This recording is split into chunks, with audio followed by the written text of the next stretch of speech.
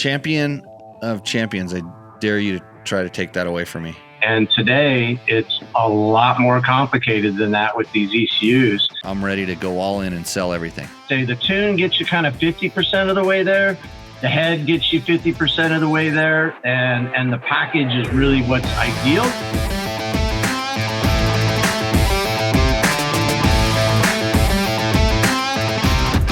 From Nevada, the Valley of the Dirt People, it's Tech Talk, Taco Tuesday, with your hosts, Jimmy Lewis and Logan Tyler. Welcome. This is the Jimbo program. This is the Tequila Taste Testing Tuesday tacos and... what? Oh, yeah, Tech Talk Taco Tuesday number 251, in case you weren't paying attention or missed the previous... No, it's actually 252.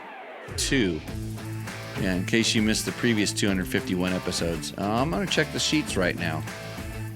252 it is. Welcome, everybody. Got a banger of a show tonight, as usual. If you want to talk two-strokes tonight, this is the important thing. You know what the important thing is? I forgot to open up the chat, and I have a little feedback going on my board, which is really bothering me. I think I just took it away. Sounds good. Better. It's really easy to get guests on the show, but to have a co-host is pretty difficult.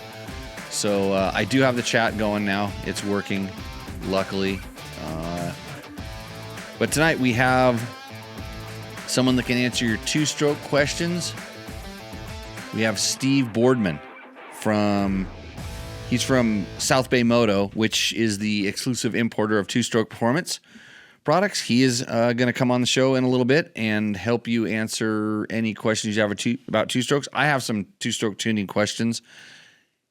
He knows how to do it. He says he talks to a lot of people every day about this, so he can probably help you out with your questions. In my world, I want to control the power valve on the new bikes, on the new... especially the KTMs. Because I played around with some settings, so we'll get a little bit deeper into that. Of course, we have an exciting segment of Rooster Endo, brought to you by Taco Moto. And of course, this whole show is brought to you by Yamaha, which you do not need to tune a Yamaha two-stroke because they come absolutely perfect right from the box with a carburetor. They're jetted. Just you never have to go inside of a carburetor because I don't like carburetors, so I like bikes that come jetted perfectly. Even the new YZ125 got some jetting updates because they wanted to make it more perfect than it already was. So if you're looking for a two-stroke, don't listen to anything we say about any of these other ones that have all these tuning capabilities. Go down to your Yamaha dealer and get a two-stroke. And if you want me to talk about real tuning, don't make me open up my Yamaha Power Tuner app, because I can show you some maps, especially for the 250. So,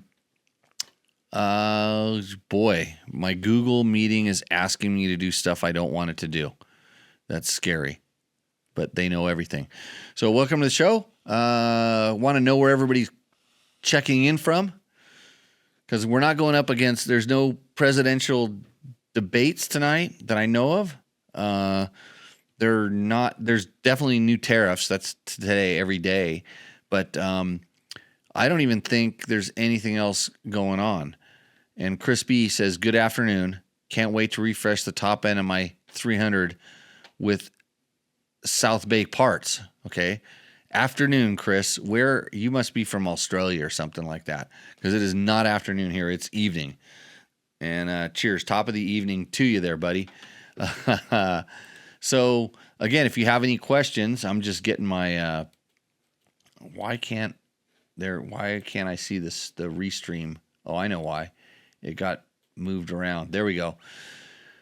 Making sure you can see your chat up on the screens, fixing all of my stuff. Yeah, let us know where you're checking in from. My tract house in beautiful North Las Vegas, says Jesse. You'd better be inside your house in North Las Vegas because it is hot. It was like 106 out here in Pahrump, and at least it cools down when the sun goes down. So, Jesse, enjoy that air conditioning. We use swamp coolers out here. I'm getting away with it. We may have a Trevor Hunter call in where he's going to defend his dual sport racing results. And I was going to have Jerry Counts on. Jerry Counts got brought up on last week's show. I know Jerry quite well. Long history of talking to Jerry, and he was ready to come on, but he wants to wait till next week. So hopefully I won't do anything stupid on this show to scare Jerry off. But we'll have I would say one of the pioneers of dual sport riding and dual sport events. And he has a really interesting story that he can tell about why because he was putting on enduros and he was big in the timekeeping enduro scene. And when the land use regulations kind of came in, he figured out a way to be able to go ride in the good places still, even when, like I said, times were changing. So I got that screen close away. Valley Center, says Crispy. That's hot as hell down there. that may be yeah. In Valley Center, dude, you should start working like before the sun comes up and stop about 1. So, and 72 inside in Vegas, and his electric bill is still low with the newfangled air conditioner. It's good to know.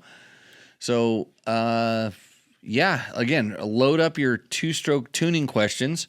We'll get to those. And tonight, just I don't know where Mark's at. I don't see Mark chiming in, but in the continuing tradition of plowing through my stocks of tequila, tonight's we're gonna kill the 3 R's. This is we're at the bottom of the barrel there. You can't see with my fat fingers in the way. I was gonna save this for my tequila podcast, but I guess we're gonna have to wait for that. So the 3 R's. If you're curious about this is the one we're gonna try to finish that sucker off today. But that's part of our show. So Torrance and Victor. Oh, you know what, Victor? I got something for Victor. Victor's checking in from Torrance. He's hiding from Imigra down there. He doesn't need to, but he just does because he likes to. And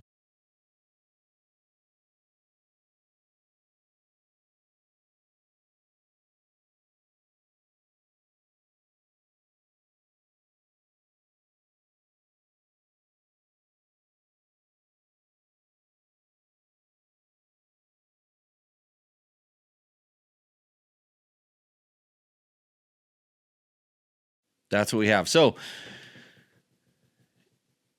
and Chris takes a 2-hour lunch break and a nap, and it was only 92 today. What the hell? You're lying, because there's no way it's that cool down there. If it was 92, I'd go riding at Glamis. That's how much I would do. So everybody, welcome to the show. Wouldn't be possible with the help of some of our other sponsors. Of course, there's Takamoto bringing you Rooster Endo, Fasst Company Flex handlebars, Bulletproof Designs, DDC chain wheels. Been around with us since the beginning. And all these companies are getting invoices in the very near future. I swear I'm going to do it this week or the next week, and then I forget it. Don't forget the Hot Shoe Hall of Fame in Vegas. Same time as the Mecum auctions. Follow Hot Shoe Hall of Fame on the Facebooks or the Instagrams. They have announced their dates for next year, and I think that if you are want to go to the Mecum auction, the best way is to go to the Hot Shoe Hall of Fame, get your tickets. It's free, and then they can get you get a little pass to be able to go into the Mecum auction. So a great time in Vegas at the beginning of the year. I'll be there to defend my go-kart championship. Hold on. I don't like to talk about myself that much in this podcast, but here it is right here. The champion of champions. I dare you to try to take that away from me. Yeah, come on down. Actually, I think you have to be an inductee to race. That's why I don't know. But you can probably be that too. If I got in there, anybody can get in there. So, okay, everybody, I'm going to bring in Steve Boardman from South Bay Performance. I tried to rekindle a discussion I had with him, but he says he talks to too many people. And let me see if I can make this work here. And we'll see if Steve comes on. I see him here, so I'm going to bring him into the show like this. Hold on, I lost my place.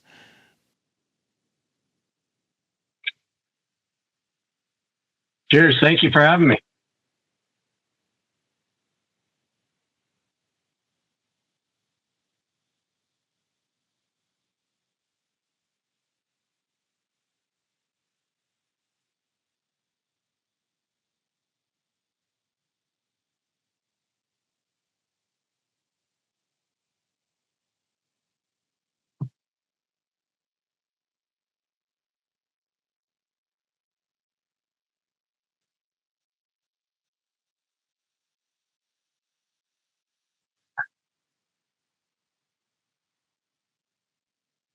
For sure. Yeah. Trevor's a good dude.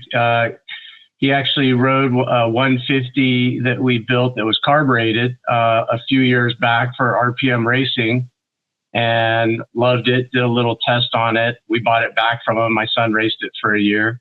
And then he called me up recently and said, "Hey, I got a brand new 25 gas 300 EX that there's some things I'd like to fix on it." So we hooked him up with some Two-Stroke Performance goodies, and so far so good. He's been loving the bike. His quote was, "There's some small things that he wanted to fix, which we did, and there was a whole bunch of things he didn't even know he wanted to fix, but it was much better and exceeded his expectations." So that was good to hear.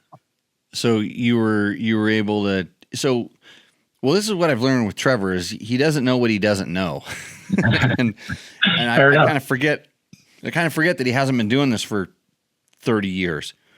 Sometimes I'm like, how come why are you doing this? And then I'm like, oh, yeah, because you've never kind of experienced this before. But he's getting good at feeling stuff, understanding how the bikes, maybe not, he doesn't get too deep into how the bikes work, but he can feel it when he's riding, which is the sign of the good test rider. Absolutely.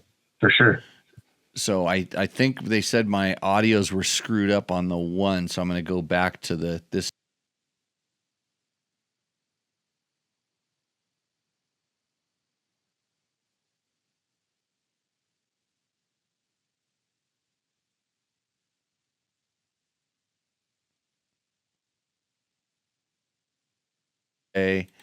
is how the show goes. It's all technical stuff. So hopefully it's working now. Usually have some kid that sits over here and just smart ass to me the whole time because I can't figure out how to even use my phone. So there we go. I remember when the 4-strokes went fuel injected and all of a sudden it just opened up this whole new level of tuning. There's always been ECUs and that where you're able to kind of adjust. And when you could always play around with the ignition maps, ignition curves and things like that. And all of a sudden, before, in order to quote, get it right, you'd have to jet it. And that involved not just main jets and pilot jets. It involved needles, pump squirt durations, just a ridiculous amount of analog stuff, also combined with the digital stuff.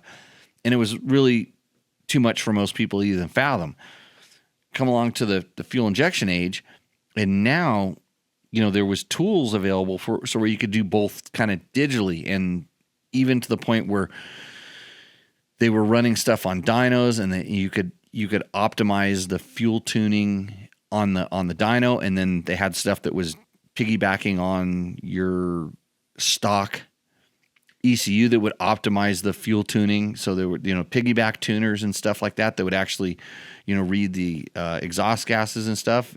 Is this where we're at with the Two-Strokes now? Yeah, absolutely. I feel like, cause I've been racing for almost 40 years. I've kind of always been the local tuner up here in Northern California for District 36 and some of the clubs that I've been in. And give me a key in and a good rider with some good feedback, and we'll throw some jets and needles in that thing and get it running good. and today it's a lot more complicated than that with these ECUs. And, Two-Stroke Performance, when I first met them, I bought one of the first 2018 KTM two-stroke fuel-injected bikes, and I let my kids ride it, who are both fast racers, and they're like, "Yeah, that's your bike, Dad." It just doesn't go good enough for them. And well, so there's in KTM's defense, there's more of you than there are of them. And then the other thing is, who's paying for that bike? Right, exactly. So I began my quest of like, okay, how do I make this bike run, race ready, right? And there were some other options out there by replacing the ECU. I messed with that for a couple of years, but couldn't quite get it the way I wanted it. There's a piggyback system that wasn't quite working for us. Then I just stumbled across an Instagram ad from Two-Stroke Performance, and I liked what he had to say. I called Dave out in Australia, and I liked his philosophy on tuning. He built a Yamaha YZ250 fuel-injected bike 15 years ago from scratch. So he knows how to do this stuff, and we tried it, and we liked it, and pretty soon I was referring a bunch of people, but we were having to ship ECUs all the way out to Australia, which was a pain and turnaround and cost prohibitive. And he's like, "Hey, I need somebody out in the U.S. to kind of run the show." So we really liked the product. We were passionate about it. And so it was kind of just pre-COVID time. We became the distributor here in the U.S. for Two-Stroke Performance. And, all the way from the TPIs to now the TBIs, and we now do 4-strokes, 350s, and 500s. They have tunes for, and, the latest device is an ERM device that they make that comes with the standard TSP tune, which is really good. Your average rider probably doesn't need to tweak it. But guys like us like to dial bikes in for, certain preferences or ways we like the power delivery. So this ERM device allows you to flash your ECU yourself. It has some overlay tunes for richer, leaner, softer. It allows you to adjust fuel, ignition, power valve to your own rider preference and save those as custom tunes. And it's half the cost of like an aftermarket ECU. And I've always liked the fact running the stock ECU. There's a lot of development and stuff that goes into that. And I never really liked replacing those. So yeah, we're into the digital age of tuning two-strokes for sure. And so most of your tunes are people send you the ECUs, you tune them and send them back, or is it people that are buying the CRM? Or because with that you buy the tool and then you also buy a license for each ECU that you're going to tune, correct? Not quite. So there are two options. You could send me the ECU, we flash it, send it back, and that comes with two maps, map 1 and map 2 for the TPIs, or green and white for the TBIs. And that's a set it and forget it, which works for a lot of people. And that's a less expensive route. The ERM device. That's what most people really, what I've learned is that people just want to know, tell me the best and I want that.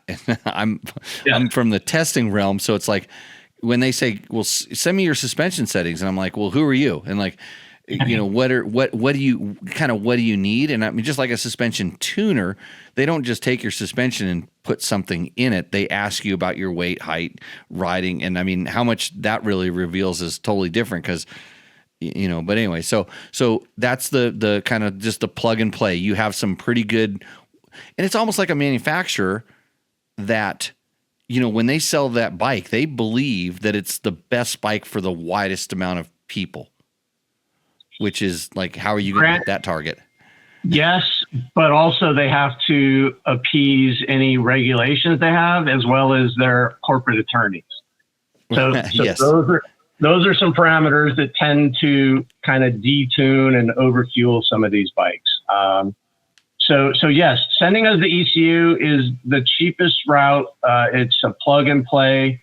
But what we find on the newer bikes, the TBIs, they're a little bit more complicated. They're more sensitive to the TPS voltage being set correctly, and a lot of dealers aren't setting up correctly.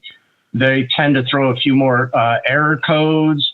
You can reset the power valve, electronically. And so the ERM device is not only, it flashes your ECU, it not only is a tuner, but it's an amazing diagnostic tool that allows you to set the TPS voltage correctly, reset the power valves, read and clear fault codes, check ignition, check fuel pump, check injectors, check spark. Like, it's all the things that your average guy would have to take to the dealer, they can now do with this ERM device. So for TBIs, the ERM is the most popular setup. But for the TPIs, if you just set it and forget it and don't want to tinker, sending us the ECU, we flash it, it's good to go. Okay, so the ERM device that works just with one ECU, or it'll work with anyone it's connected to? No, so for tuning and flashing, when you pair it to a bike, it locks to that ECU via the VIN number, and it can only be used to tune and that specific ECU that it's locked to.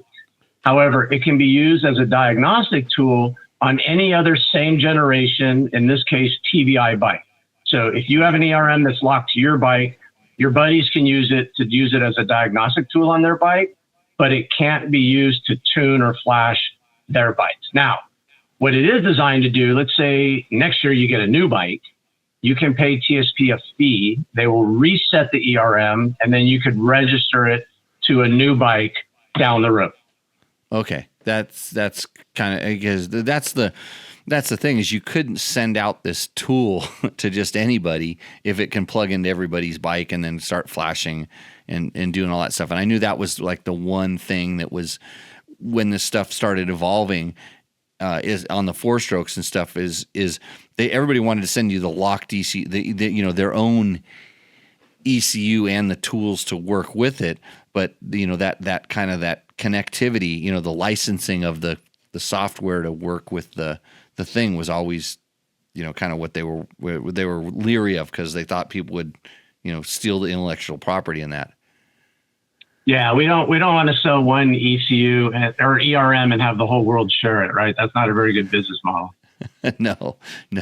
And I mean, there's work that goes into that. I mean, it's just the upfront cost in developing the software and then being able to write to the ECUs and especially when it comes onto the emissions compliant stuff and, going around, figuring out how to, unlock that and then make it a quote competition bike. There's a lot of stuff there, both legal and, like you said, just protecting the intellectual property there. Yeah, there's a lot that goes into just exactly what you said, building an ERM and then being able to read and write to the ECUs, as well as you access all the ports for diagnostics. And then what I was most impressed as a tuner perspective were the actual maps that TSP puts out there. They're really, really good, and they do a lot of testing. So when they get a new bike, they'll develop a head and a tune, and they send it around to all over the world we get them to their test facilities. We go out and try to break it and just run different fuels through them and then give feedback. And they just, we'll work on them for 6 to 8 months sometimes. And people are like, well, the bikes are out. Why don't you guys have the tunes? And TSP they won't release them until they're spot on perfect for a wide range of applications all across the world. And I really appreciate that about them, that when they come to market with a product, it's been well tested and it works.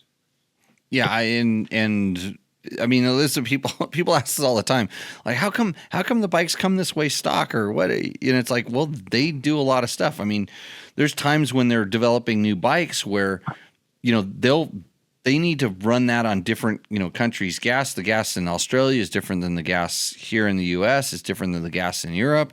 And the bike can't blow up, and number one. And I've tested some stuff that was really good and it goes back and then it doesn't work in the other countries, or it doesn't, that spec doesn't, kind of work. So sometimes there's individual country specs and then there's regulations, whether it's sound and or emissions, and there's different stuff. And you know that a lot of times these bikes are what do they come with? What do they come with? Like double walled pipes someplace and a big old intake restrictor in other parts of the world? Yeah, in the UK, the EXCs come with a snorkel, which literally brings the intake down to something about that big. And then it's got a pipe that looks more like a trials pipe than an actual two-stroke pipe. And most of the dealers just take those off and fit them properly, but that's how they're required to ship them to the dealers. Yeah, and then they sell it as a race bike when they want to be able to people want to license them, and I don't care too much about the whole the world ride regulations. I mean, I lived in California for a while, and we saw that what green sticker bikes did to did that whole thing, and I haven't even been able to keep up with what's going on. I know the green sticker, or there is a sticker that's back, luckily. But like Yamaha will not sell a WR in California, which is crazy, and just because of the it has a headlight and a tail light and a sound requirement and all that stuff, but the emissions requirement has to require some sort of evaporative system that's like they're like, no, we can't legally meet these requirements, so we can't sell the bike here. That was kind of nuts. So do they typically put a different cylinder head on it? That's kind of one of their things? It really is. And with you could just run a tune. The stock KTM heads are just okay. KTM has brought the compression way down on the heads, and like on some of the bikes, they increased the fuel burn rate. And so is it okay? Yeah, it's okay. But we tune to our heads, the TSP heads. They're not crazy with compression. We try to run everything on 91 pump gas unless you're trying to build something special. But what they do is they like to tighten up the squish. They like to slow down the fuel burn rate. And the TSP heads, unlike most other head manufacturers, they try to build a really smooth linear power delivery. So it really is geared more towards an off-road rider, racer, hare scrambles, sprint enduros. And like a huge market for us is the hard enduro series, because they're very torquey, but the power delivery is very smooth and linear, almost electric. We call them 3-strokes. And so to get that really smooth linear power delivery and that extra torque, that's all in the head. So I always say the tune gets you kind of 50% of the way there. The head gets you 50% of the way there. And the package is really what's ideal. But, for those that are on a budget or just, want to try one thing at a time, the tune would be the first thing to do. Yeah, it's like, I remember back in the old days, you'd get there was like DG, and they had stage 1, stage 2, stage 3. They had these different things kind of depending on what you wanted to do. And usually, when you went from stage 2 to stage 3, it required running race gas or something crazy, like that was like, I don't know if I need that or I want to get into that level. But so you said you talked to a lot of these riders. Are they requesting like custom tunes, or you just kind of coach them into the right direction? Yeah, we don't do custom tunes. I have some pro riders that we set up, and I'll go out and help create a TSP tune that's customized to them, because a lot of pro riders, especially in motocross, are really, really fast guys that hold it wide all day long. They tend to need more fuel, and they tend to run a different type of fuel that tends to lean out a standard tune. So we'll go out and kind of help those guys out. But for the most part, it's a basic tune for everybody. We do have different heads. We have depending on the bikes, a low, medium, high, very high compression head, usually geared towards elevation, right? Because you lose 3% compression every 1,000 feet of elevation gain. And when somebody calls me, I just ask them, hey, tell me about where you ride, what elevation range, what type of trails do you like, what type of power delivery? Do you like to be in the power band all the time, or do you like to shift up a gear high and kind of lug the motor? And then, I just kind of steer them into whatever package that I think is going to best meet their needs. And, so far, so good. We have a lot of really happy customers. Yeah, I know Trevor's been happy with the 300 that he's been playing around with. I don't know if he's got his he probably hasn't done his work and put his test up on dirt bike test yet, but typical. I will complain. I mean, he was riding up in Colorado last week, so I'll give him a little bit of a break there. But for me, I and just from previous testing and stuff, and knowing how critical the power valve. I mean, before you always had to port your cylinders. It was always just porting, and that always went along with certain squish bands, adjusting the squish and stuff. And is there something? Do they just have a slightly different? Are they working with the squish too much, or is it more so just compression? Or it's a combination of compression and squish. So as a mass producer manufacturer, TSP wants to make it very simple, right? So we set our squish. It's quite a bit tighter than stock, but we set it to the stock base gasket height, right? We don't want people having to pull their cylinders off and run thinner base gaskets to get a proper squish. So right. Most of our stuff is designed. I mean, we do have some exceptions in the 85. What is the stock base gasket height in a KTM? 0.60 millimeters, and that's been the same since 2017. Right. And so that's typically two base gaskets, correct? The 5.0 and the very good. Yeah. No, it's a 4.2. It's actually a 0.4 and a 0.2. And okay. I honestly, as an engine builder, I never liked stacking base gaskets. But that's the way KTM did it. That's how the rebuild kits did it. And so that's what we did. And then TSP, they developed their own top end rebuild kit, and they came out with a 0.6. Okay, perfect. Yeah, make it easy. Make it easy, right? We sell a ton of those, and so no more stacking base gaskets. But 0.6, whether you run a low compression or a high compression head, it's always the same base gasket height. We work around the squish and the compression. We leave the port timing alone. Yeah. So, I mean, I know the last time I rebuilt my 300, I put just the 0.42 in there to bump the compression up because I wanted to kind of see what it would do for me. Yep. And I'm probably going to throw the thin one back in the next time I pull it back, because it was like it did some stuff better, but not to. It didn't. I mean. Well, mine's an older one, but I really do like the mellow character of the bike, where I think most riders, especially in the US, want more hit and more aggression out of their 300 two-stroke. Am I correct? Depending on the bike. And now with KTM on these new TBIs, if you rode a brand new XCW, which is the same as a TE or an EC, depending on the brand, They have a lower port timing, they have a super low compression, and they're overfueled, and they're very underwhelming. They're dogs. Yeah. And so they're old dude trail riding bikes. They are, and they foul plugs and they spooge everywhere. So we need to spice those up.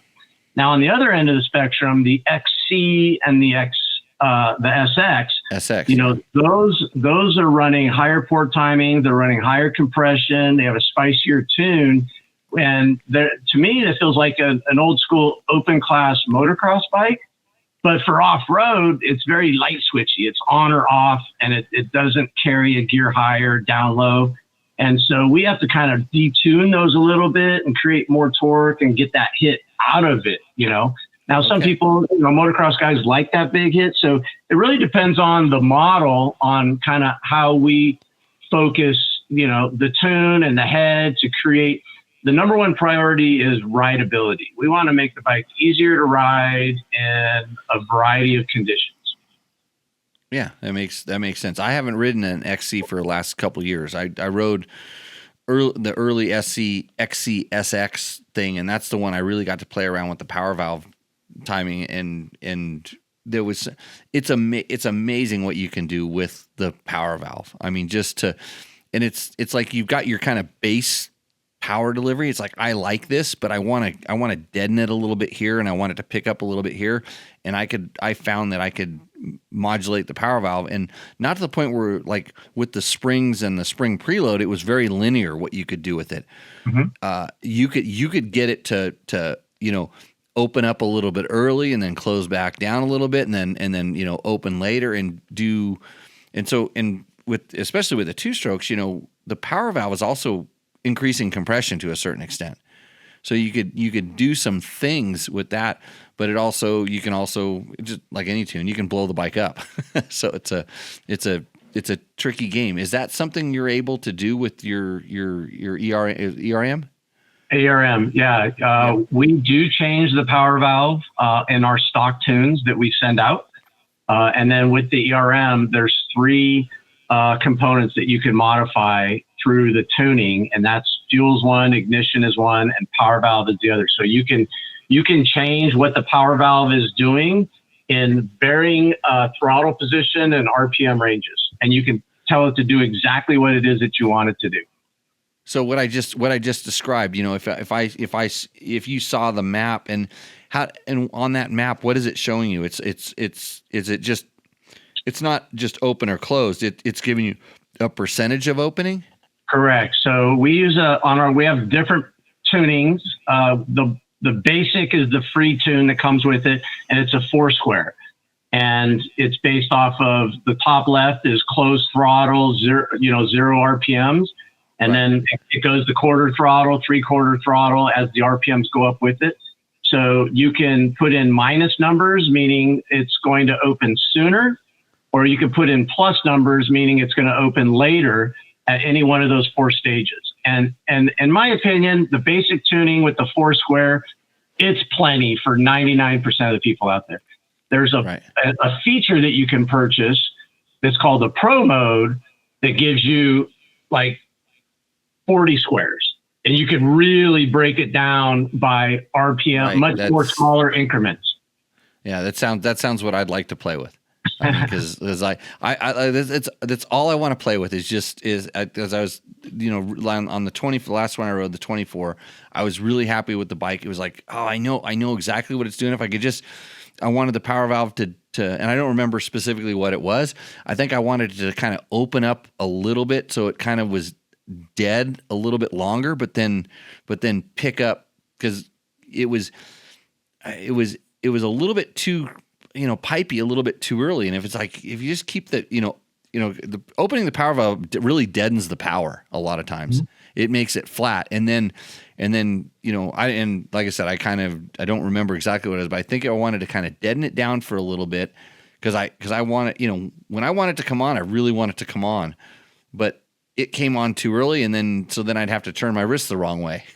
So I want to keep turning my wrist one direction. The way I like to describe it is, as the power valves close, the bike's making torque, and torque is that, flipping the throttle, getting up and over obstacles, or carrying a gear higher, and torque is a smooth power delivery. When the power valves open, it's creating horsepower. Right. And horsepower is more like in your face, hard pull, like, kind of a little less controlled. It's just like, Here we go. Now we're what we call on the pipe, and we got somewhere to go.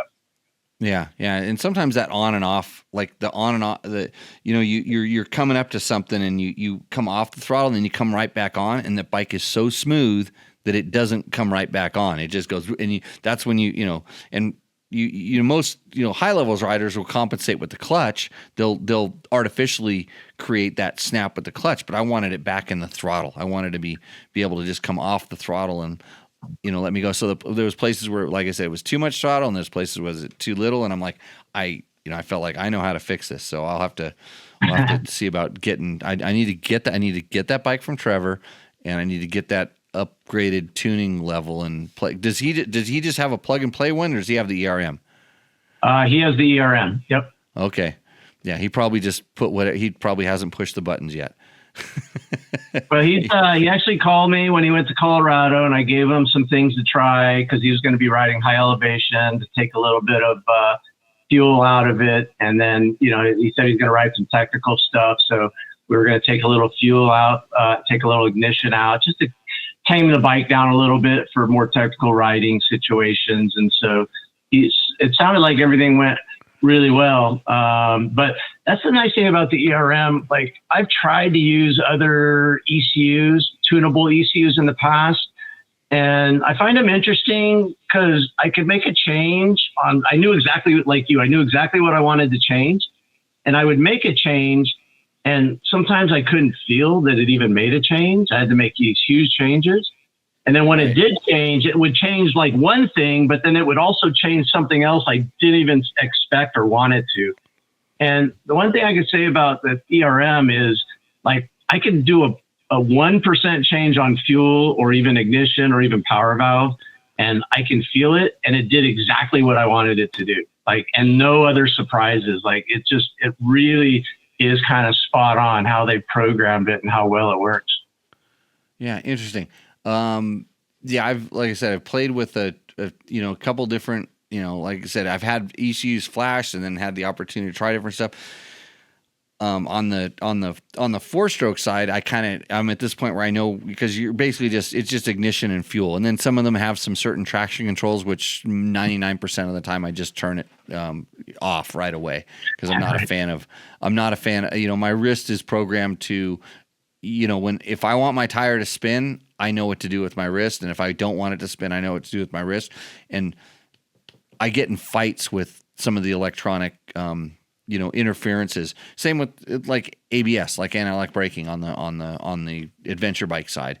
I fight with it quite a bit, to the point where I just disable it, because you forget. The problem is you forget to turn it on or turn it off, and then it comes on, and then you have a big problem. So anyways, if anybody has any questions, this is Steve I'm so bad with names. Boardman. I wrote it down, and I'm seeing South Bay Performance, and it's funny. I also got confused because they have South Bay Triumph down in the Los Angeles area. And when I saw South Bay Performance, I was like thinking, are those the same guys that were doing? Because they used to prep a lot of media bikes for the magazines, some of the off brands, the Triumphs and the like Moto Guzzi's and different things we would pick up down there. So, and are you guys exclusively dirt bike shop? We are. We're exclusively dirt bikes, and exclusively our niche is just motors. I mean, we do sell a few other little things, but we just found a niche in just motors. Primarily it was 2-strokes, but now we're doing the 4-strokes. We have the ERMs for the 350s and 500 4-strokes. And we're out of San Jose, California. So San Jose is also known as South Bay. I know there's a South Bay down in Southern California as well. And interesting, you'd mentioned on the 4-strokes, two features that I really like on the 4-stroke ERM tuning is there's a throttle response that we can adjust from 1 to 5. So more aggressive, less aggressive. So that almost, to me, feels like a power valve change on the 4-stroke. It's pretty cool. Right. And then my favorite feature on the 4-stroke ERMs is engine braking.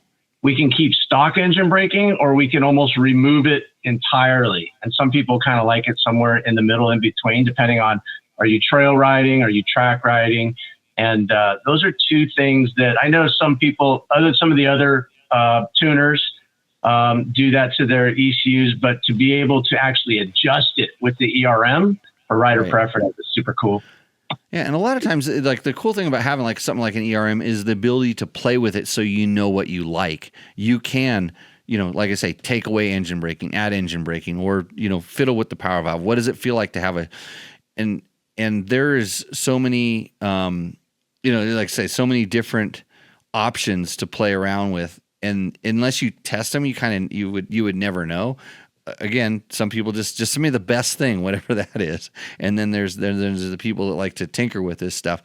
And I mean, for me, growing up, going to 4-strokes, from 2-strokes to 4-strokes, I learned my idle screw was my engine braking adjust. That's how you manipulate it with the they're just, and whether it's they're not letting the butterfly. Well, no, because you guys are, it's all still cables. I'm in a world where we're dealing with electronic throttle devices and stuff. So they don't completely shut the butterfly valve and stuff like that. And how are they doing the throttle response?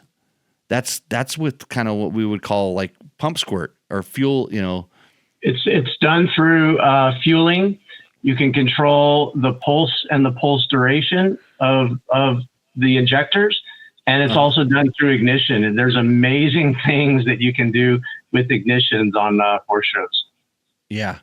Yeah, and that's the thing is before, like I said, it was just an idle screw, but the high level is you would advance or retard the ignition at the same time you're doing stuff on the fuel to kind of give you that artificial extra compression braking and whatnot. And now it's one of the. So Are You Unruly asks, where do you like to have your start fueling set with the ERM?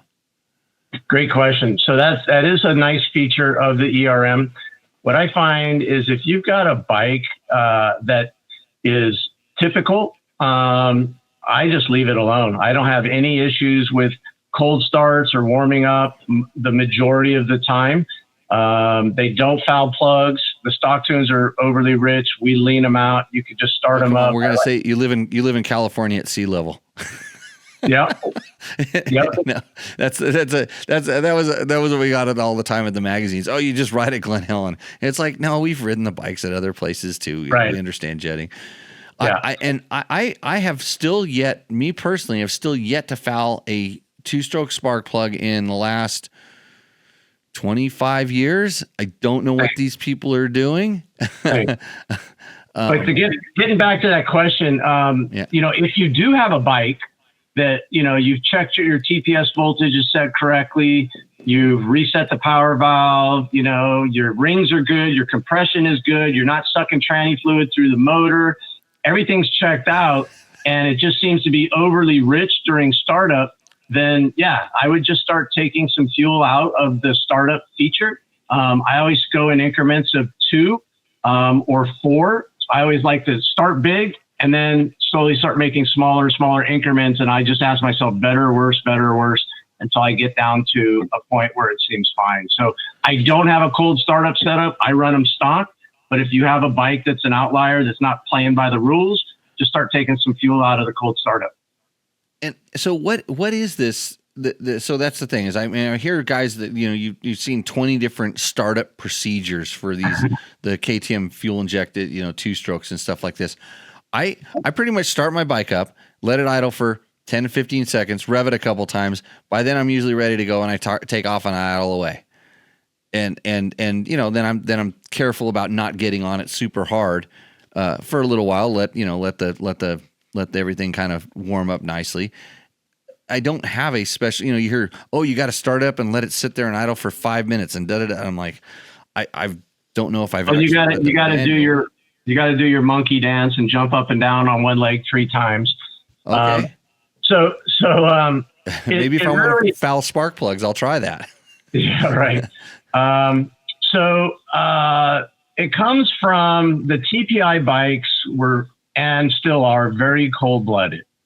And they also came with a tune that was overly rich.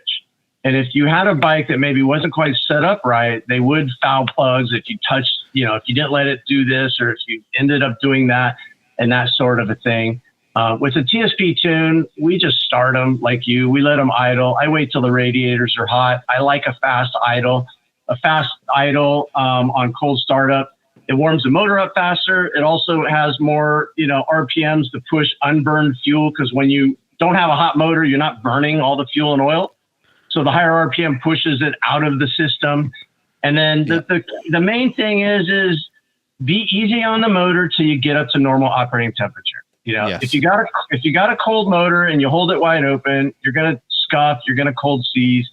And if you just wait till the motor, normal operating temp on these motors are 170 to 190. If you're in that range, you can't hurt it, go for it. But just be easy on the motor till you get it up to that point. There's really no cold startup procedure with us because they're tuned properly. And it's just one of those things that I read a ton of stuff on the internet, just like you, and I'm like, what are these people talking about? Yeah, well, I try not to. Trust me, I just have to for my job. What do you think is causing the I'll tell you what the internet is. It happens to one person, and 16 people regurgitate that thing, and now everybody thinks that it's happening to everybody, when it's like 1 to 3% of owners that are experiencing these problems. I have my theories on, especially the guys that are fouling a lot of plugs. I've ridden with these. I used to run an off-road riding school. I've ridden with these guys. They never make the power valve open. they're always riding it, and especially, like I said, on the newer ones that may be fueled a little bit richer, they're always running it in the rich zone. They're never getting it up to where it's lean and where it, quote, in theory, cleans itself out. So and I've pulled apart a couple of people's bikes, and I'm like, you open it up and raw gas splits out of the bottom of the cases, or, you take the cylinder off, you turn it upside down, and there's literally raw gas down in there. That's how lightly that bike's been used. And it's like, oh yeah, I can understand that. My jet ski does that. Yeah. Well, on these fuel injected bikes, if they're properly tuned, you should be able to ride them around all day on the pilot, and they shouldn't foul plug. They shouldn't spooge. They should run that clean. Now, on the new TBI bikes, like we got a 23XC, and I fouled the plug on it during cold startup. It was stock tune. I always ride them stock first before we tune them up. And it was just grossly too rich down low. And the TPS voltage wasn't set correctly. And so once we set the TPS voltage correctly, and then we put a TSP tune in it, she never fouled the plug again. So that is kind of a common issue on the newer TBIs. Some do it more than others, and it's my belief that it's just, the TPS voltage probably isn't set up right. And/or what's interesting about these bikes is when we wear a motor, the rings wear, we get blow by. On a carbureted bike, we never knew we had blow by. We just would run them. Well, these bikes have crankcase pressure sensors. That blow by affects the crankcase pressure sensor and causes the ECU to overfuel, most notably down low in the RPM range. So you're talking about blow by past the reed valve, backwards through the reed valve. Okay. Correct. And it affects the crankcase pressure sensor. So when somebody calls me and say, hey, I'm fouling plugs, first thing I ask them is how many hours are on the motor? What's your compression? And have you ever replaced your crankcase pressure sensor? We've gotten to the point now where we've just seen enough of them. 80 to 100 hours, we're putting new top ends in them, and every new top end gets a new crankcase pressure sensor, and all of those issues have kind of gone away. Huh. Interesting. Okay, so the fouling root cause is a lot of times throttle position sensor. It could be improper setup, throttle position setup. Right.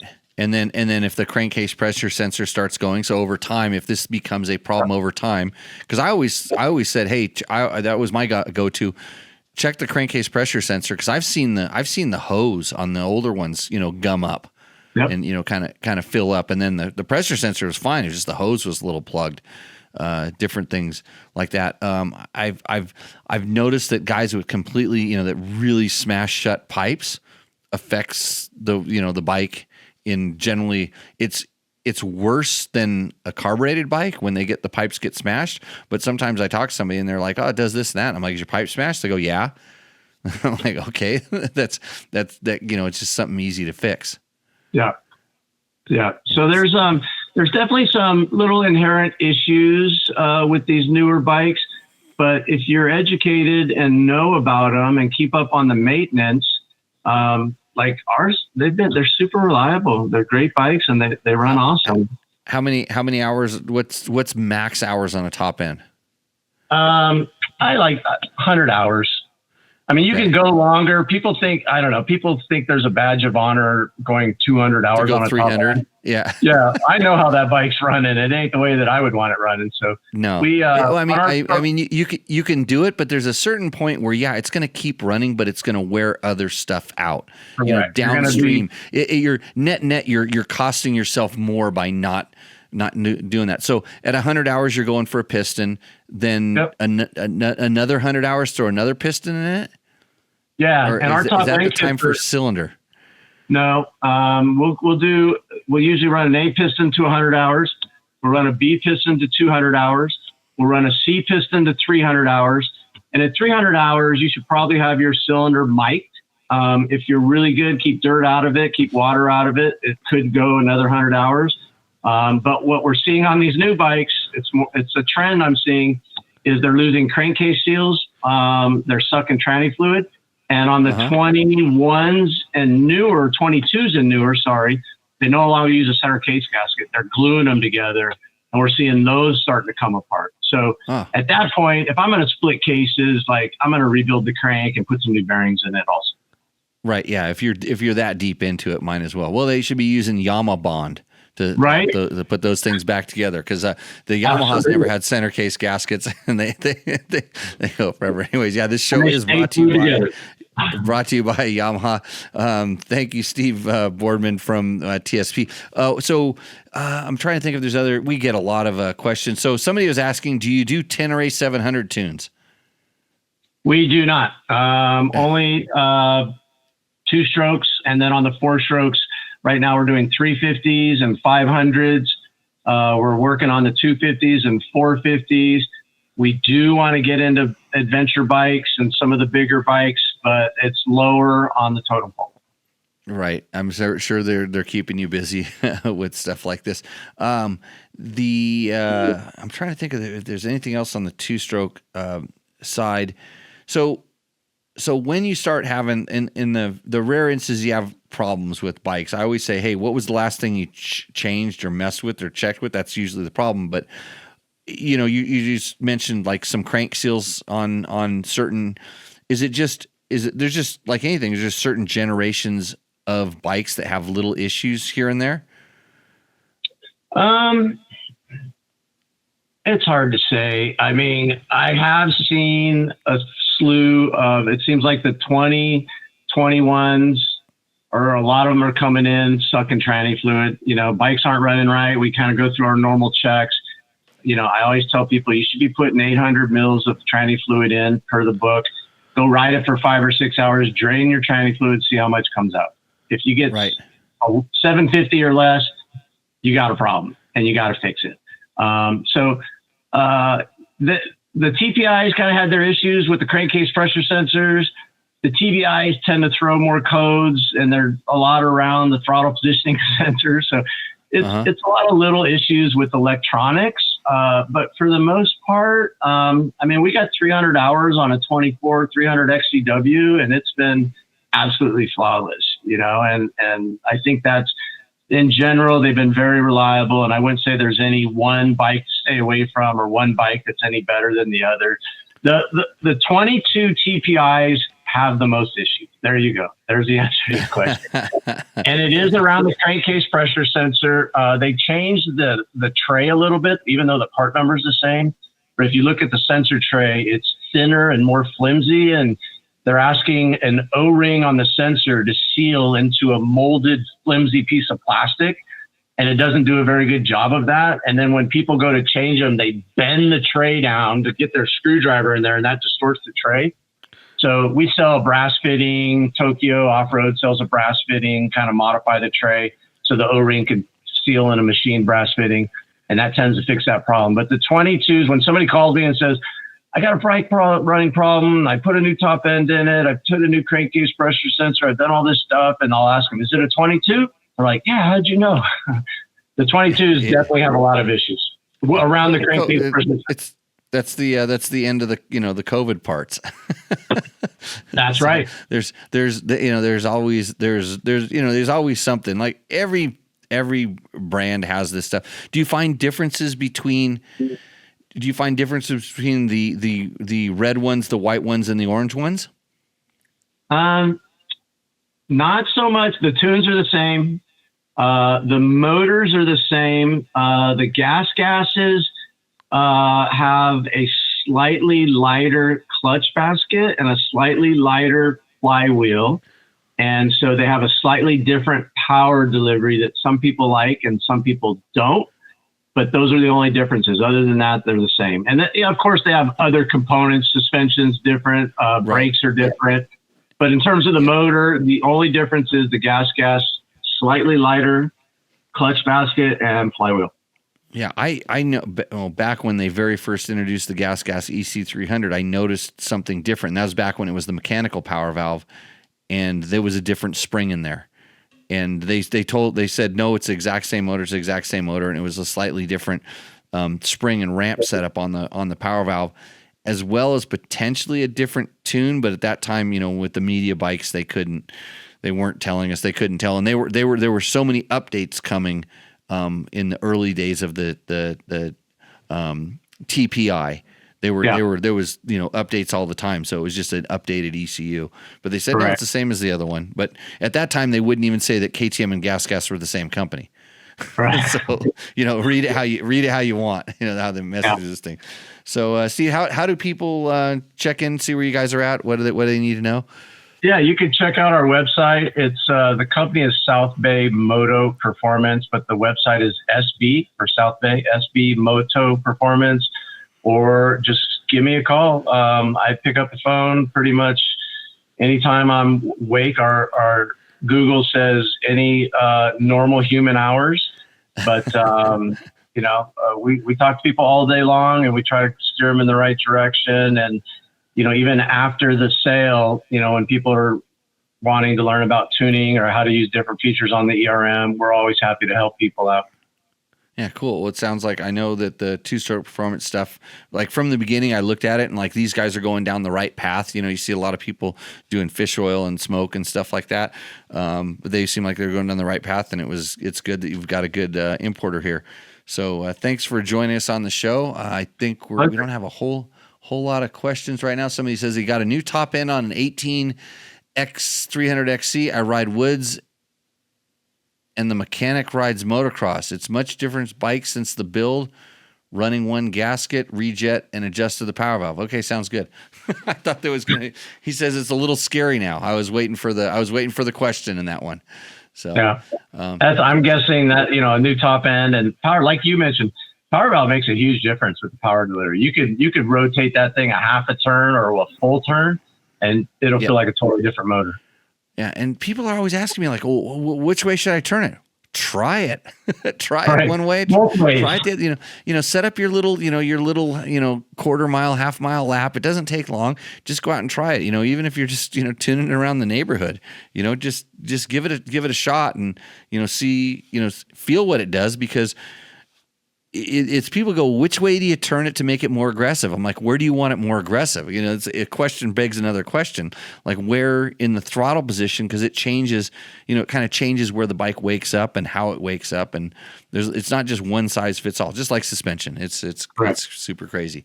So cool. Thanks for your time this evening, and when I get that bike, I'm sure I'll have to call you. Give me a call anytime. I appreciate the opportunity. Have a great evening. Cool. Okay, everybody, that was Steve Boardman from Two-Stroke Performance coming on.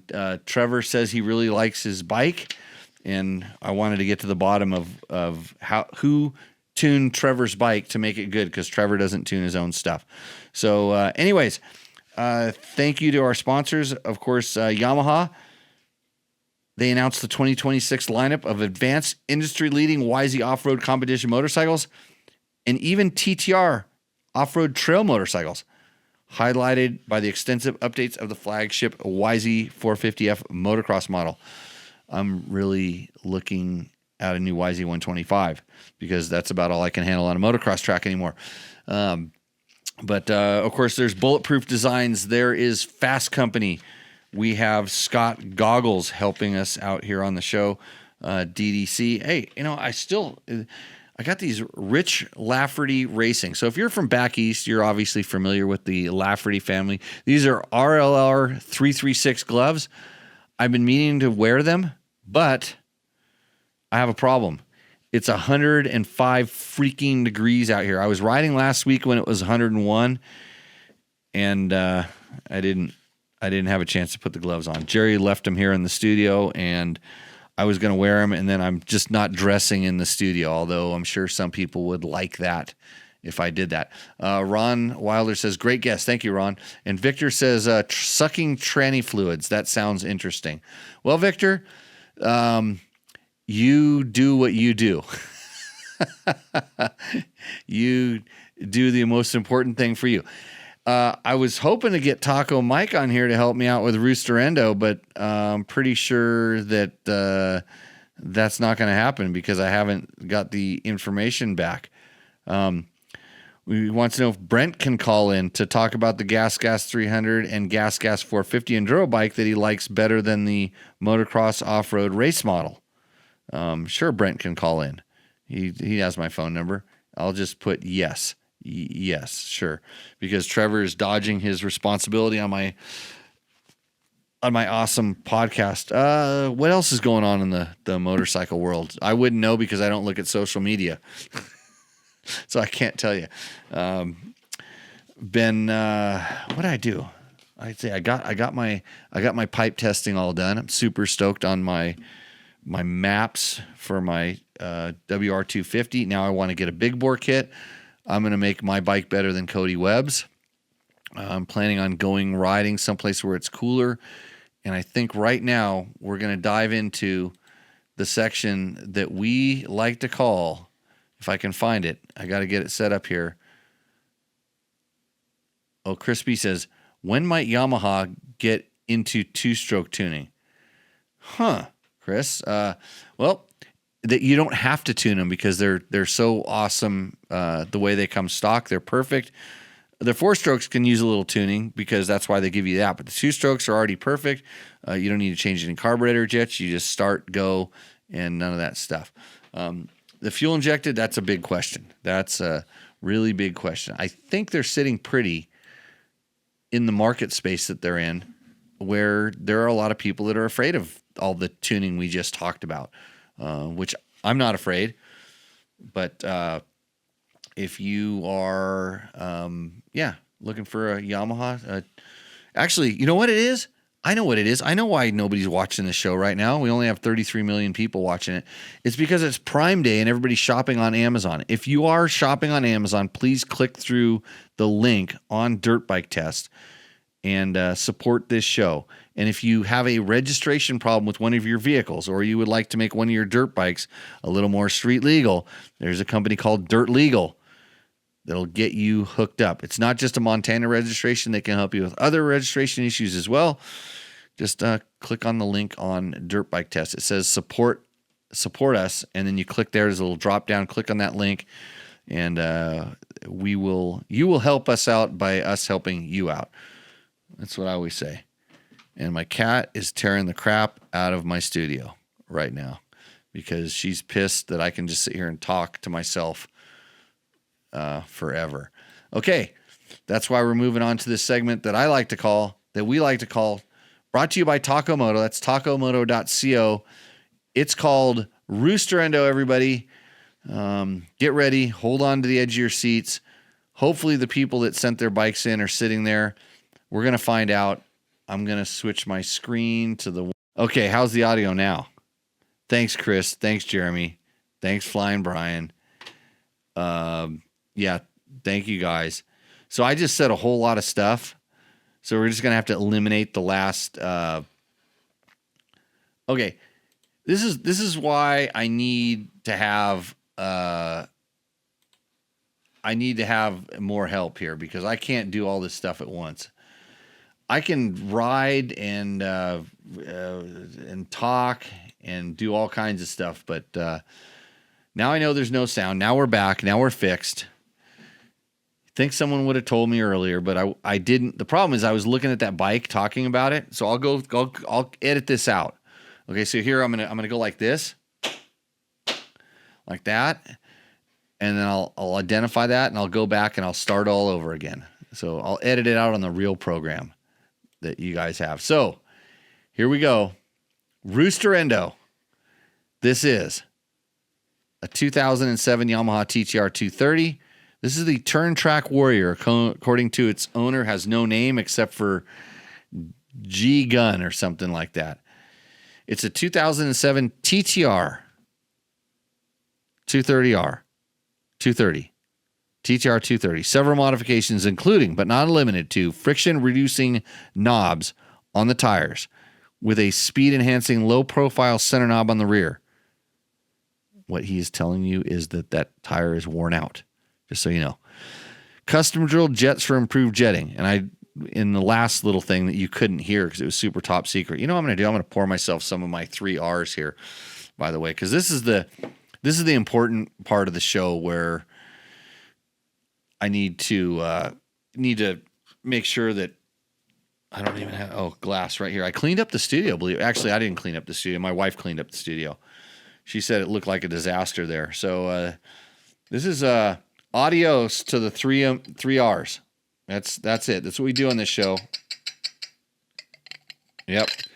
We like to make them go away. So adios to the 3 R's. Again, check this out. I don't know where our buddy is that usually likes to compliment me on my tequila choices, but you can't get that one in the United States. So, bottom of the bottle. I know this is good. And the best thing about it, this was $60, this particular tequila. And, that I got to get more of this stuff. So if you're in Mexico, you want to get Jimmy a gift, 3 R's tequila. Okay, back to Rooster Endo. So he custom drilled jets for improved jetting. The reason I know about this, and it's probably good the mic was muted because I went on a tirade about like Yamaha and lean jetting on TTRs. You can drill out the pilot jets a lot on these bikes, and they run way better, especially when the previous owner exhaust baffle removal. That's stupid, but then it's kind of prevalent in this thing. I'm judging by the graphics kit. Is the Grim Reaper on the front of that handle on that? I can't tell, but I liked it. That's the wrong. I just messed up something else that's going to come to haunt me later, but we'll see. Let me see if I get this one here because I want to see. I knew it. How did I know that there was going to be? I couldn't see that, and there's a Grim Reaper on the front of that bike and on the side panels. This is the bike of death. That's a good call. How did I know that there was going to be the Grim Reaper on that particular bike? It's just this. I wish I had the sound effect for the more you know, which we used to have queued up, and I used to have a producer that knew how to make it play it, but there's where we're at. What else is on this bike? Renthal handlebars with pro taper grips, which obviously means that he probably took them off another bike to mount Fasst Company flex handlebars on his primary bike, and he put his Renthals on this pile of Chariot. Fasst Company flex handlebars. If you know, you know, and if you don't, just keep asking yourself, why don't I have them on my bike? The front forks feature variable level fork oil capacity due to worn bushings and leaky seals. And I also, on the silent version of this thing, I said I had that problem and I had to go to eBay to get forks for my TTR 125 because I wore out mine as well. Possibly for sale, but no lowballers. He says, I know what I got. So there we go. J Jet, whatever your name is. I can't figure out who you are, but I'm going to rely on the chat to tell me, get in on the chat. I get paid by how many messages we get in the chat. And Victor told me the sound is out. Well, you guys are about 10 minutes behind on this show. That's what happens when your YouTube buffers and all the other stuff. It looks like the sound is out on my side. Sounds good on my side, and everybody else told me it's good here. So the other Off-Road Hall of Fame. This is the Off-Road Hall of Fame that you can go to. They just announced that they're having their party. They just announced their inductees. It's more of a four-wheeled Off-Road Hall of Fame, but there's some two-wheeled people that got in there. My good buddy Johnny Campbell's in there, in case you wanted to know. So there we go. Okay, that's the TTR 230. Next up, let me get my settings set here. Next up is, I believe, hold on, I got to see which one comes up when I turn this off. Okay, Jeremy Franklin. And Jeremy says, lucky the guy has a name. Hey, Jimmy, check out the jugs on this girl. And by jugs, you mean the tank. Okay. Think my 21 Tenere Roost. I've listed all the mods below, but the standout is the Rally tank. It holds up to 12 gallons. Usually carries 6. Keeps the fuel low by the engine for better balance. No sloshing and easy access. Roost or Endo? Well, that's for us to decide. And us meaning me, my 3 R's tequila, and the chat room. And Victor says, every time I change screen, it mutes. So like right now it mutes because that's not what's showing on my side. I think you're a mute. Okay, I'm going to list off what's on this 2021 Tenere. Safari 45-liter twin rally tank. So I run the Acerbis tank, and I'm looking at this thing going 12 gallons. That's rally-orific is what I say. B&B off-road skid plate and radiator guard. Rally Raid open cartridge forks. Sprung front and rear for correct sag. Okay, so let's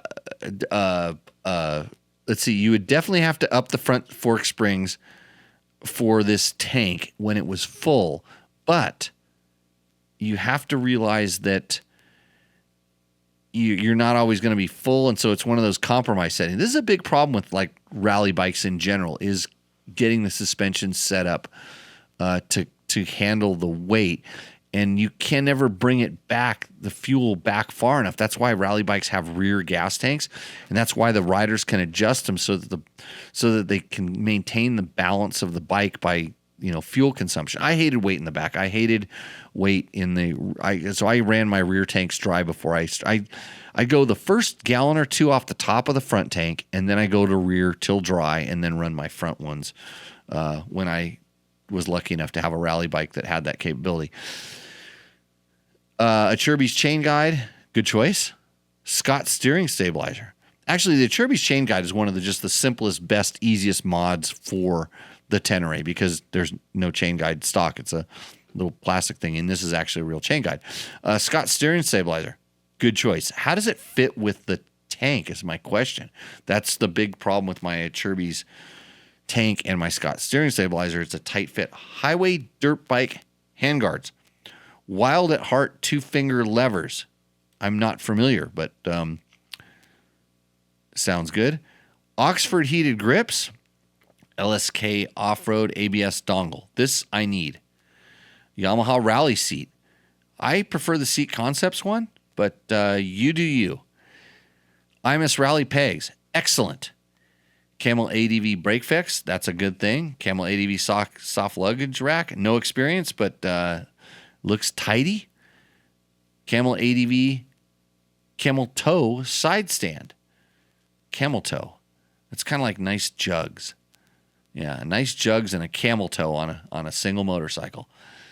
Scorpion race header, ECU mapping by Two Wheel Dynoworks, anti-gravity lithium-ion battery, and Moscow Moto soft bags. So somebody already says that this thing roosts. Let's see. Wow. Cody, Ron says it roosts. Lowbrow says it roosts. Unruly says it roosts. That's a lot of roost for one bike. And it's a Yamaha too, so I have to say it roosts no matter what because they sponsor the show. I would never say anything bad about a Yamaha. Allegedly. I like this. I like this bike. If the exhaust isn't loud, then I really, really like the bike. If it's a loud exhaust, then I'm going to start bitching. But that tank is, I don't know when I would need 12 gallons of gas, but it never hurts. That could really let you do some adventuring or just stay away from civilization. And Jeremy Franklin said the Scott steering stabilizer fits great with the tank. No mod needed. Excellent. Yeah, it's a good looking. That's a good set of roosts you got there on the from the chats. Let's see what we got next. What's our next one? Did I have another one? I think I did, but we had some problems. So I'm going to see if I can fix this problem. There's a problem right there. Okay. So this, let me get it up here because this came in late, like most of his stories. It came in, sized for Instagram or something. This is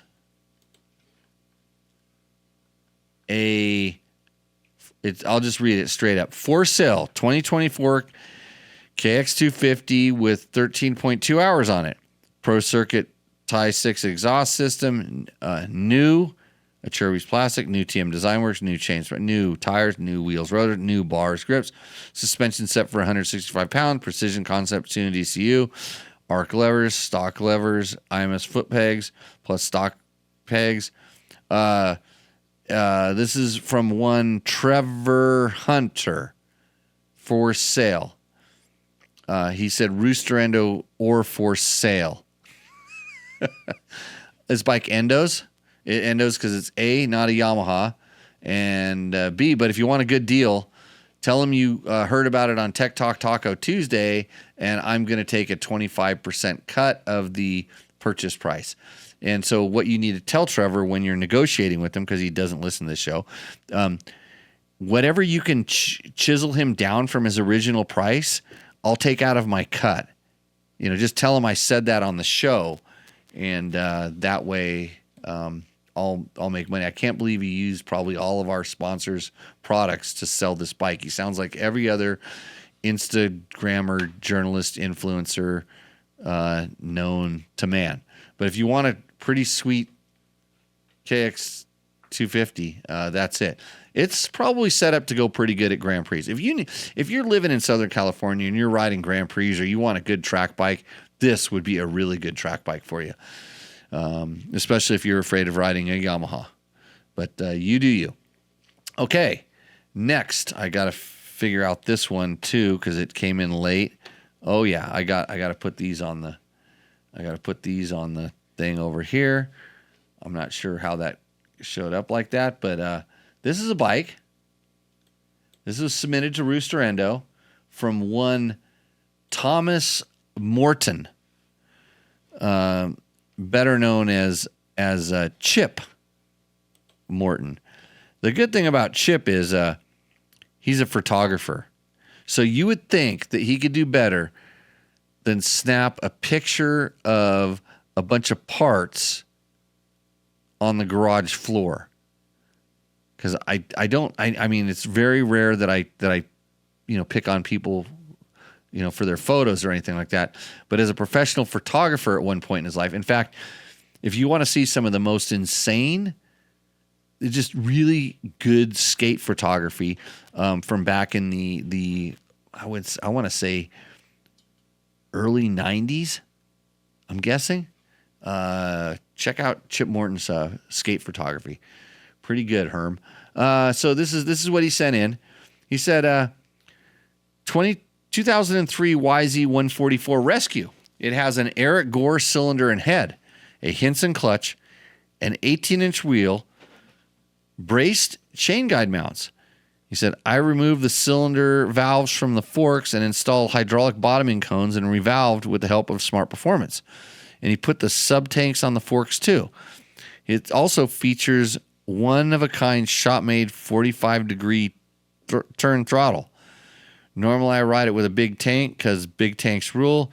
And also notice the before photo, which is the only one I've shown so far.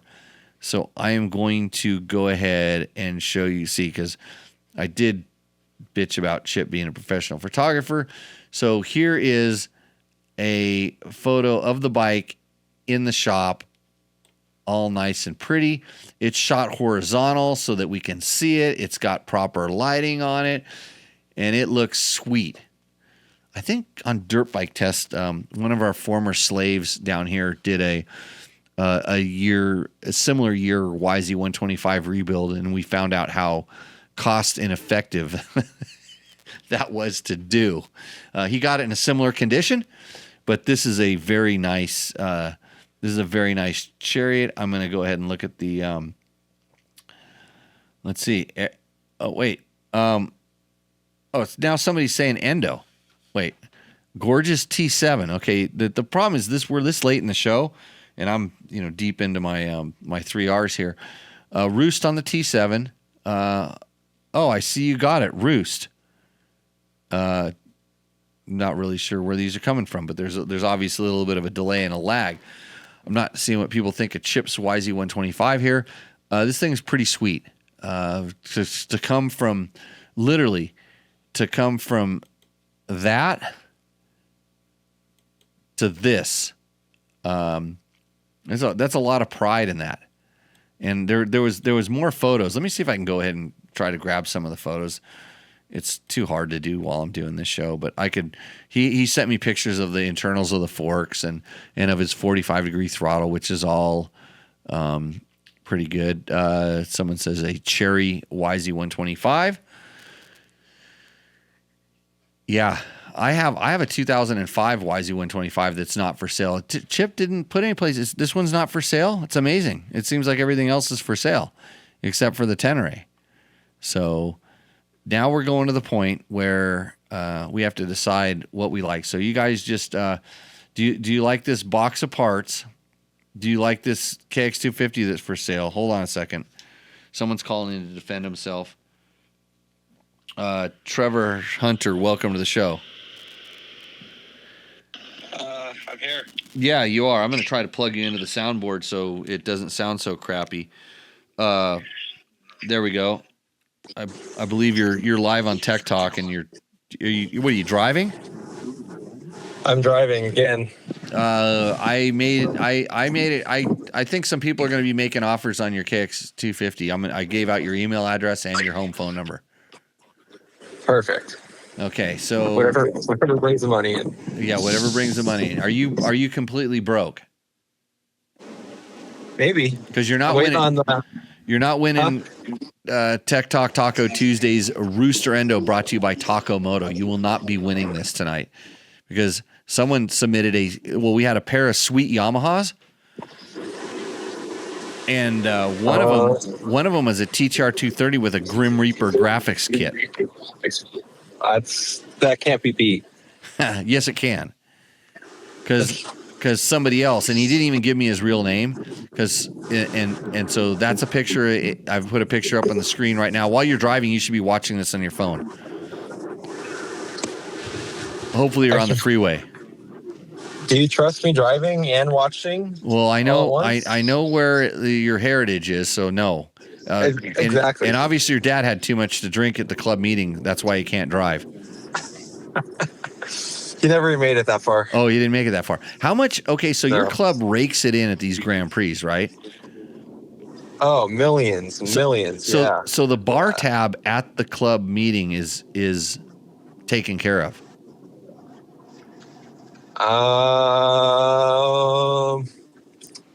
I don't really partake in that, so I wouldn't even know. Oh, because I want to join your club. If you said yes, I would say I'll join the club. But our Christmas party has an open bar. I want no expense spared. You have a club meeting every week?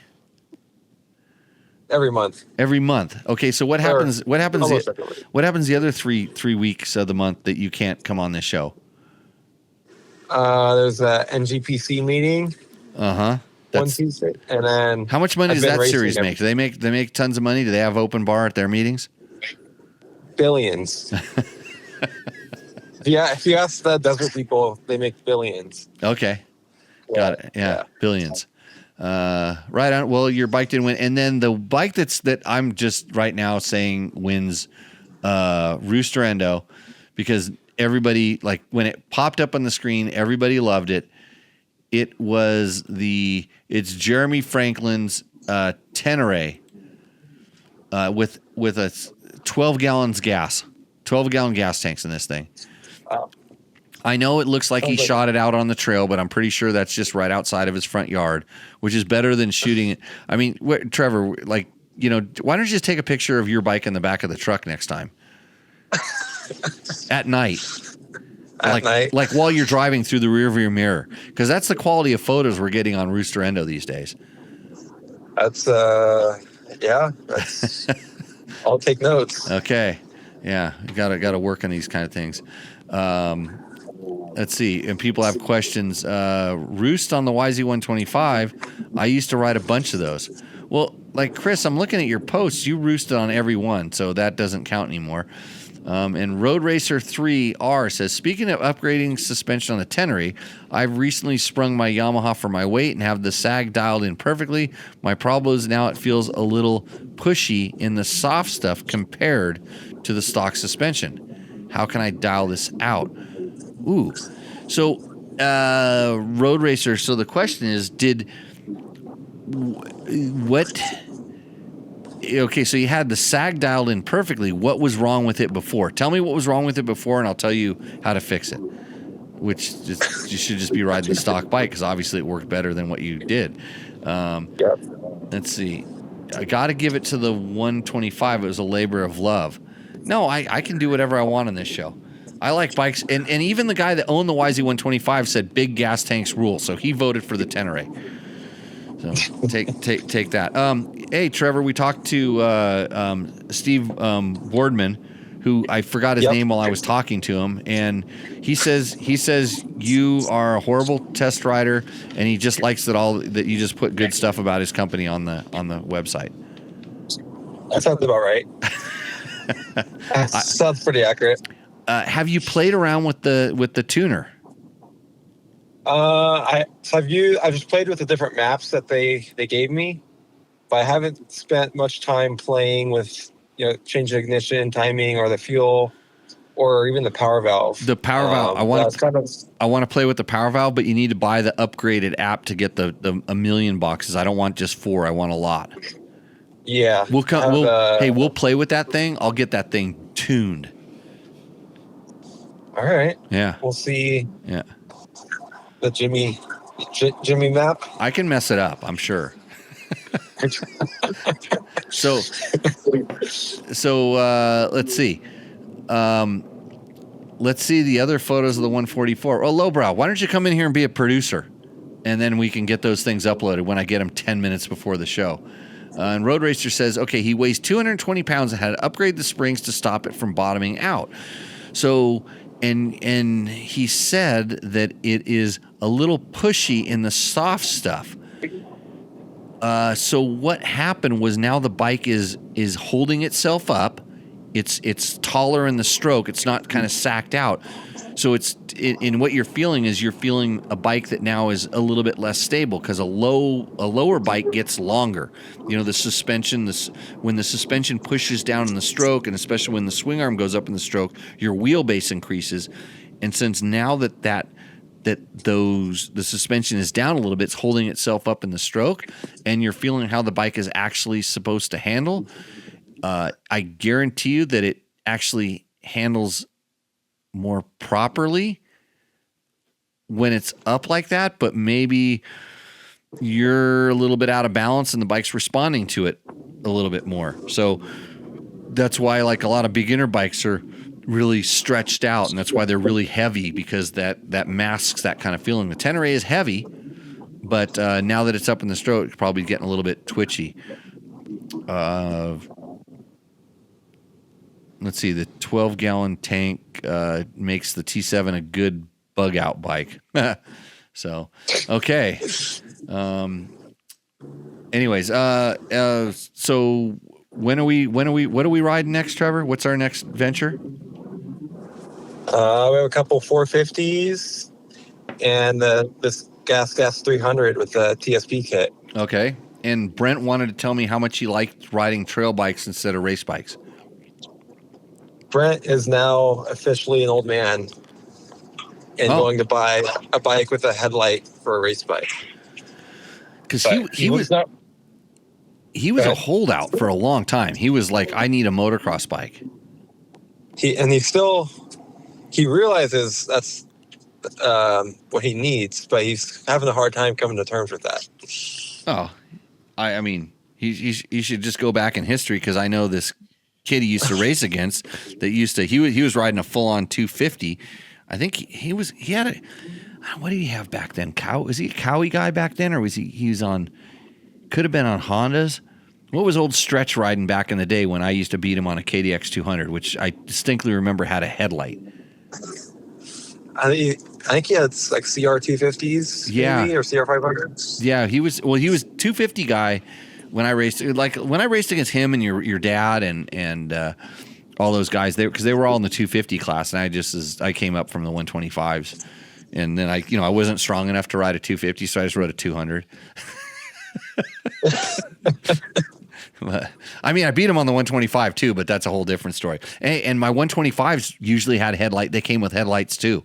because I used to ride when I rode KTM's, I rode the EXC 125, not the MXC. Just another point of fact, because that's they built factory 125 EXCs back in the day. So, right, how many hours are on that Gas 300, Trevor? A little over 50 now. Okay, because I think we can. So I've got a good. We can probably run it up to 100 before we have to do the top end. I got that info. Okay, I got a top end for it. I just haven't put it in yet. But From TSP or just from Gas? From I think Wiseco. Oh, Clark. A Wiseco setup. Okay. Yeah. I gotta pull my 500 apart. I have a Wiseco piston and that. I got about 100 hours on my. I was gonna pull that apart and take a look at it and compare it to some of the other pistons. So it's on the schedule right after I ride it some more. It still runs good. Why tear it apart, right? That sounds Yeah. Well, you missed Rooster Endo, even though you didn't sell your bike. You might sell it. If somebody wants, just email me. Like I said, I'll take my cut and commission. I told everybody how that worked on the show. So you send me the money and I'll give Trevor enough to get the bike, and then you can have the bike. We'll work that all out. Did all of the people that gave you all that new product that was listed on that bike, are they aware that you just are flipping the bike, or are you just turning into another Insta influencer? I bought, I think, pretty much all of that. Oh, you bought it? Yeah, I mean, there wasn't a whole lot. Yeah, like tires. Yeah. You bought the tires? Come on. Yeah. Come on. Well, okay, the front tire is an AT81 I just took off a test bike. Okay. So I hate that tire. Right. So I guess I didn't buy that front tire. Okay. I bought the rear tire. Yeah. Okay. For $50 at Chaparral. Wow. What rear tire's on it? Bridgestone. Okay. You can get a Bridgestone for $50. Yeah, in store only, they're blowing out Bridgestone. So I bought 4 or 5 tires, rear tires. Oh, that's Been good. running through them. Yep. Yeah. Yeah, you can't buy the tires that I run because they're too good. They can't blow them out. Anyways, well, Trevor, thanks for calling in and checking in. I'm kind of curious. How is your counselor? My counselor? Yeah, the one you're seeing after the big defeat at the Big Bear race. They're helping me through it. It's gonna take a while, but they're helping me through it. Yeah, is that video doing that? Is that video doing as good? No, it's tanking. See, well, I haven't looked at it in the week or 2 weeks. Poor performance there. At least you didn't have any copyrighted music on that. Jesus. Yeah, this show. So okay, it's gone downhill. Well, so is this show, and thanks for closing it out. We won't call it a DNF. We'll just call it a poor finish.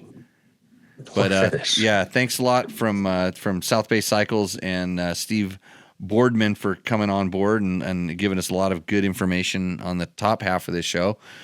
I think I don't have a whole lot of the questions are kind of tapering off here. We've got to, you know what's funny is I put something in the chat thing.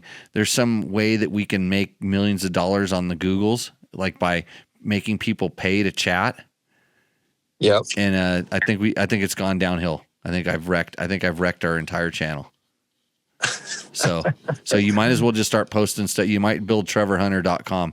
Where can people go to watch you get like good starts and then have everybody pass you?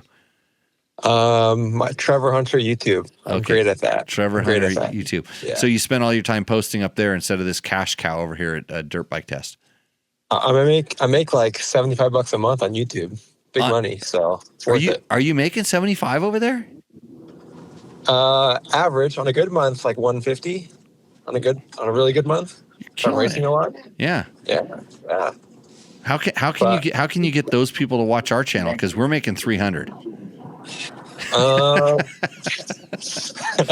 This podcast, it has. Well, it really. I think this podcast doesn't have anything to do. It doesn't help it because I can barely get it monetized after we get fined for using sounds that are not allowed. Hold on, let me just do one more thing.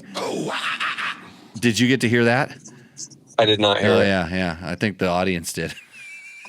Now we have a copyright claim filed against us.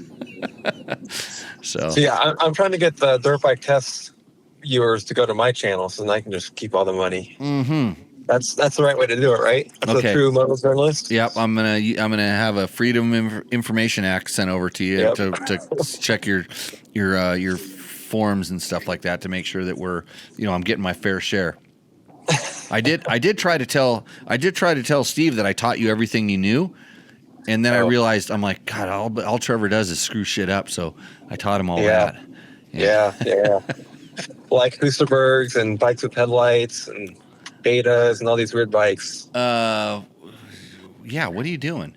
Gas. You probably are. Have you ever ridden a Spanish gas?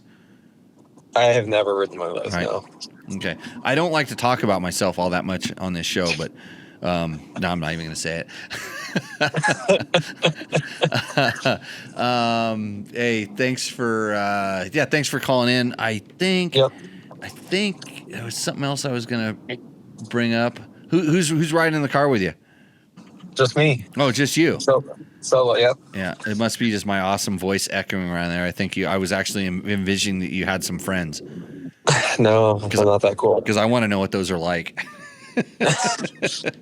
After Big Bear, they all disowned me. So I'll no longer have friends. Good.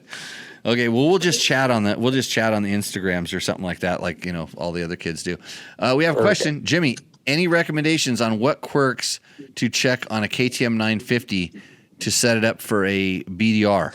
Well, Trevor, I'm sure that this is not your area of specialty, so I'm gonna let you go home so you don't get in an accident because we know about how you people drive. Yeah, it's not pretty. Do you have any stock advice? I was gonna get Kendall Norman to come on and give me stock advice on the show, but stock stocks. Yeah, where you're stashing all your money away. All you kids evidently you're hot on the stock market and you're putting your money away. See, I'm still holding on to my Dogecoin. That's doing really well for me. I got some XRP. That's pretty good. I have a little Bitcoin. Oh, so you're all in on the cryptos. I've got some Nvidia. Nvidia's really good. Yep. But what are you doing today? I heard it's all going to go crazy tomorrow when all these tariffs come up. I'm gonna hold. You're gonna hold. That's not. We're never gonna get any views or likes on this podcast if you don't say something stupid crazy. Because I'm gonna put the banner is just gonna say Trevor's stock advice. See, I don't know. I don't think I know how to really buy or sell much, so I'm just gonna hold on to it because that's all I know how to do. You should sell everything, buy a KTM 950, and go riding with this guy on the BDR. That's what you should do. Because Crispy is probably looking for. Because if he's watching this show right now, he has no friends, kind of like us, and he's probably looking for a friend, But he's going to start small by asking these KTM 950 questions. Because I'll buy a Tenere. How about that? Oh yeah, I'll sell you. Yamaha. No, I can't sell you. I like my Tenere. I was going to hop on my Tenere. I have to go do some work up in northern Nevada. I have to go look around at some roads and stuff. I was just going to ride my Tenere up there and do it, but it's so stinking hot down here. Coming and going is kind of a pain in the ass. But I might just throw it in my truck and drive it up to where Tonopah, where it gets cool, and then go ride around out of there. Are you doing Vegas to Reno? Speaking of that, I think so. Yeah. How come you didn't do the Nevada 1000? It's too busy with real work because dirt bike test doesn't pay enough. You should talk to my boss about that.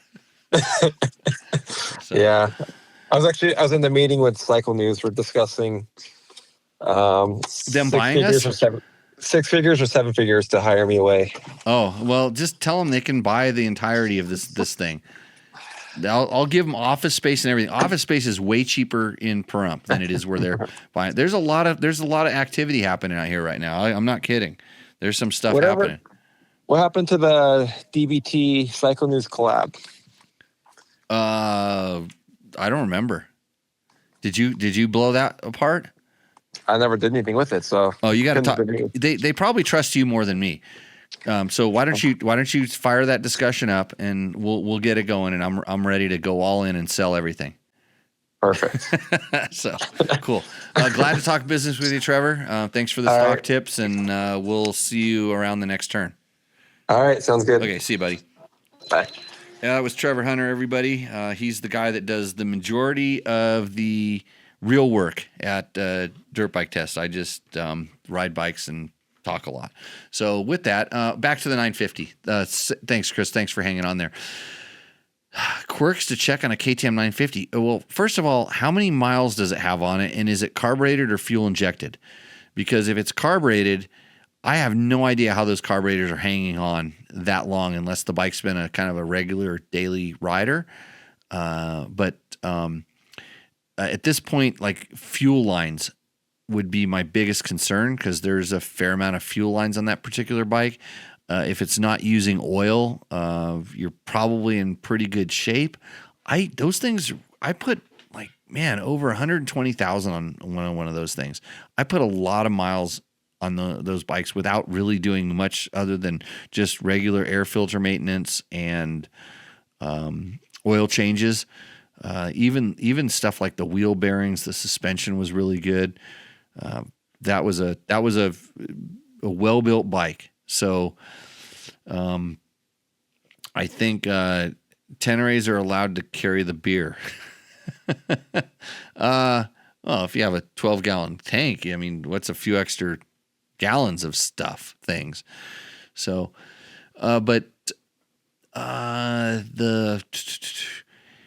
so I know when you really loaded those things up, you want to make sure all your subframe bolts are nice and tight. I had some TourTech racks on the one that I had, and I never had any problems.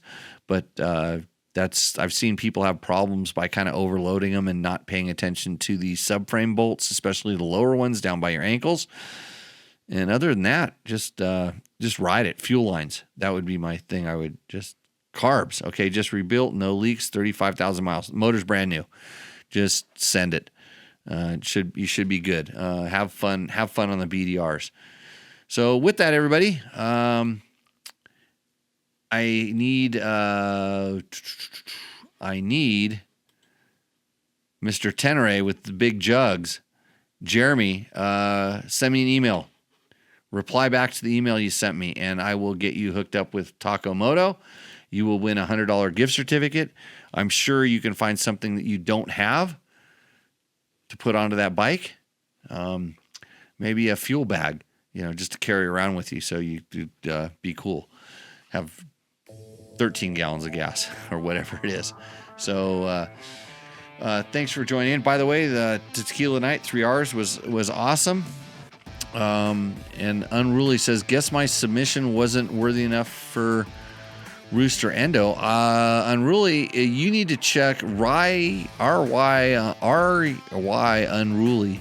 You might have missed the deadline. Let me look and see if I actually got I'm not seeing another submission. So maybe it didn't make it in. Maybe you misspelled my name or dirtbiketest.com. You probably sent it over to Ron Lawson at Dirt Bike Magazine, and for that, he will thank you. And with that, everybody, I am done with the show. Hopefully we come back next week if I learn how to push more buttons and make the sound work and all that stuff, and maybe I'll get these episodes uploaded onto the podcast platform. And Jeremy Franklin has a Beta 300, and that's where he's going to spend that money from Takomoto. That's takomoto.co. Go there if you need cool stuff for your dirt bike. Of course, you can go to South Bay Cycles if you need two-stroke help. You can go to Dirt Bike Test, click through our links, and support us. You can get a new Yamaha and then take a picture of it wearing your Takomoto shirt that are limited edition, never to be produced again. Take a picture of your Takomoto shirt next to your Yamaha with your Fasst Company flex handlebars and bulletproof design products. And with that, we will see you on the trail, everybody. Cheers. Now I gotta shut this show off. So many buttons. If you like what you saw in this video, come check us out over at dirtbiketest.com on the webs. We have bike tests, product tests, a lot of fresh dirt, and you can even support us by clicking through our links. Hopefully, we'll see you out in the trail.